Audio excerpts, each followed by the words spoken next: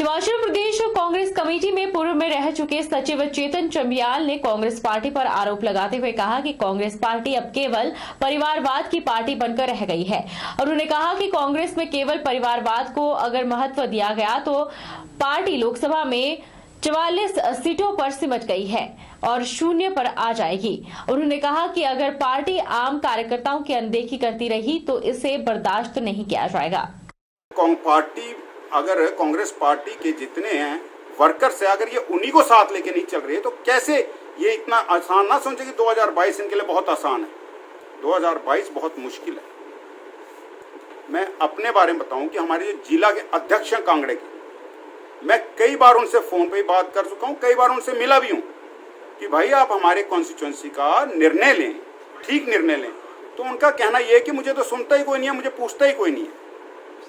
अगर एक जिला अध्यक्ष को पूछना भी नहीं है कि भाई इसका आपकी कॉन्स्टिट्यूएंसी ये फतेहपुर है तो इसका क्या रिजल्ट है, तो उसको बनाया किस लिए? ऊपर से ही ले लें फिर सारे डिसीजन। अगर ऐसा ही है, इनको लगता है कि एक एमएलए और मंत्री का बेटा ही सीट निकाल सकता है, जीत सकता है, तो वर्करों को किस लिए जोड़ा हुआ अपने साथ? वर्करों को छोड़ दें, अपने आप लड़े इलेक्शन, देखते हैं कितने जीतते हैं। दूसरी बात, अगर इनको लगता है कि एक वर्कर सीट नहीं निकाल सकता तो मेरा कहना यह है कि जो पिछला इलेक्शन हुआ था उसमें जितने भी हमारे टिकटार्थी जिनको टिकटें दी गई थी, जो हारा है उनको इस बार किसी को टिकट ना दी जाए, सभी वर्करों को टिकट दी जाए। वर्कर अच्छे वर्कर्स हैं जो लोगों से जुड़े हुए हैं, हर कंस्टिट्यूएंसी में वर्कर हैं, उनकी टिकटें काटी जाएं। जो पिछली बार हारे हैं, क्या आप बता सकते हैं कि जो पिछली बार हारे वो इस बार जीतेंगे? ये कोई जरूरी तो नहीं है वो इस बार भी जीतेंगे। काट दी जाए उन सभी की टिकटें। अगर उनको वर्कर पे विश्वास नहीं है तो जो पिछले इलेक्शन में हारे हुए कैंडिडेट हैं उन सब की टिकटें काट दी जाएं और इस इलाके में हर कंस्टिट्यूएंसी में नया उम्मीदवार जो कार्य करता है उसको टिकट दी जाए, वो जीतेगा। जिला परिषद चुनावों में कांग्रेस और भाजपा के उम्मीदवारों को कांटे की टक्कर देने वाले रमेश दत्त कालिया ने अपने समर्थकों के साथ चुनाव में उतरने के लिए ताक ठोक दी है। बता दें कि जिला परिषद में कुछ मतों से हारने पर अब वे विधानसभा फतेहपुर से दूसरी बार अपना भाग्य आजमाने जा रहे हैं। अगर उनके पिछले जिला परिषद चुनाव की बात करें तो उन्होंने कांग्रेस और भाजपा के उम्मीदवारों को दांतों तले चने चबाने पर मजबूर कर दिया था। रमेश कालिया ने पत्रकार वार्ता में भाजपा की नीतियों के बारे में पूछने पर उन्होंने इसे जनता का शोषण करने वाली करार दिया। उन्होंने कहा कि जनता सफेद कॉलर वालों के साथ नहीं बल्कि आम जन के साथ चलना चाहती है। रमेश कालिया ने कहा कि हमेशा जनता की समस्याओं को समय समय पर उजागर करता रहता है और हर रोज जनता की सेवा के लिए समर्पित है। उन्होंने कहा कि कांग्रेस और भाजपा ने सीमांत क्षेत्र की अनदेखी की है। इस क्षेत्र में अभी तक सड़क, बिजली, पानी की भी सुविधा सही रूप से नहीं है। इन दोनों सरकारों ने सीमांत क्षेत्र को सेवाओं के बदले केवल घोषणाएं ही दी है। देखिए, पार्टी के बारे में अभी मैं कुछ नहीं बोलूंगा कि कौन सी पार्टी की तरफ से होगा, लेकिन इतना जरूर है कि मैं चुनाव लड़ूंगा और आजाद प्रत्याशी तौर पर चुनाव लड़ूंगा। तो इससे पहले भी आपने कभी चुनाव क्षेत्र में आगे आजमाने का प्रयास किया? जी बिल्कुल, आपको शायद याद होगा, जितने मेरे पत्रकार बंधु जहाँ बैठे हुए आप सभी को याद होगा कि अभी जनवरी महीने में जब पंचायती चुनाव थे उसमें मैंने जिला परिषद का चुनाव लड़ा था। और जहाँ तक कि पूरे हिमाचल वासियों को याद है कि उस चुनाव में मेरे साथ बहुत बड़ी धांधली हुई थी।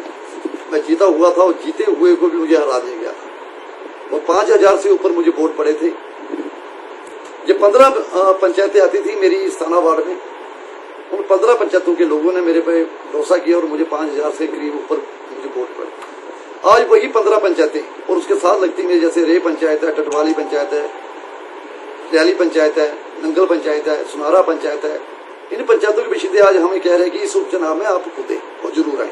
उसके साथ साथ फतेहपुर से आगे जो पंचायतें पड़ती हैं उन पंचायतों के लोगों की ये उद्देश्य है कि वो चुनाव जरूर लड़े।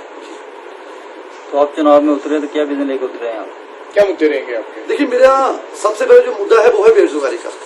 हर बार हर सरकार के लीडर, हर नेता यही बात करते हैं कि हम बेरोजगारों के लिए कुछ ना कुछ करेंगे, लेकिन आज तक मुझे फतेहपुर के वो लीडर साहिबान बताएं कि उन्होंने फतेहपुर के युवाओं के लिए क्या किया। करणी सेना के व्यापार प्रकोष्ठ के प्रदेश अध्यक्ष ने नूरपुर के कस्बा जसूर में पत्रकार वार्ता कर शिवसेना हिंद के नेता पर धमकी देने के आरोप लगाए हैं।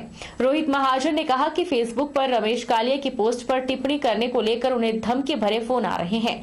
उन्होंने कहा कि रमेश कालिया फतेहपुर से आजाद प्रत्याशी के तौर पर चुनाव लड़ने जा रहे हैं। जो व्यक्ति हर समय दल बदलता रहता है उसे जनता क्या वोट देगी। रमेश कालिया अक्सर जिला परिषद चुनाव में उन्हें षड्यंत्र के तहत हराए जाने का आरोप लगाते आए हैं, लेकिन जनता बेवकूफ नहीं है। मुद्दा ये है कि कल रमेश कालिया जी लाइव आए थे एक न्यूज चैनल, तो मैंने एक छोटा सा कमेंट नीचे कर दिया। जैसे ही मैंने कमेंट किया उस पर किसी भी व्यक्ति का कमेंट नहीं था। जैसे कि आप सभी जानते हैं कि हिमाचल में उपचुनाव आ रहा है, 3 विधानसभा क्षेत्र, 1 लोकसभा। वैसे ही जैसे फतेहपुर है, वहाँ से रमेश कालिया जी आजाद उम्मीदवार हैं। मैंने ऐसे ही कमेंट किया और रात को 9 बजे के आसपास मुझे धमकी भरे फोन आने शुरू हो गए। फोन में ये मेरे को बोला जाता है कि आपने ये कमेंट क्यों किया, आप तो घर से उठा लेंगे। कालिया खुद क्या है, रमेश कालिया है क्या?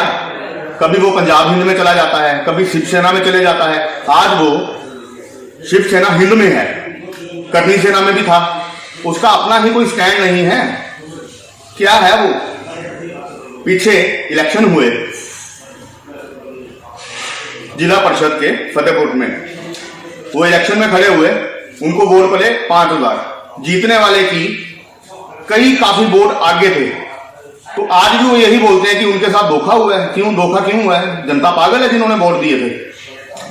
और जिला परिषद का इलेक्शन अलग है, एमएलए का इलेक्शन अलग है। मैंने तो इसी वेब में बोला कि कालिया जी आप पैसा क्यों बर्बाद कर रहे हो, उनके पास पैसा तो है नहीं, फिर ऐसा क्यों? वक्त तो चला है छोटे से ब्रेक का। ब्रेक के उस पार फौरन लौटेंगे, आप बने रहिए हमारे साथ। Abhilashi University admission start for 2021 and 22. MTech, BMS, BSc MLT, BPT, B Pharmacy, M Pharmacy, D Pharma, Allopathy, Ayurveda, Diploma, Arts and Craft, MA Economics, MA Education, BSc Honours Agriculture, BSc Forestry, MSc Agriculture, 2-year Diploma in Veterinary Pharmacist. Also contact for 4-year integrated BA, BEd, BSc, BEd, MSc in Geology, PGDCA, MBA, PhD in Education, Management, Pharmacy, Geology, Engineering and Agriculture.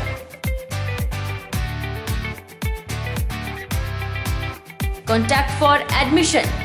Abhilashi University, Chalchok, District Mandi, Himachal Pradesh.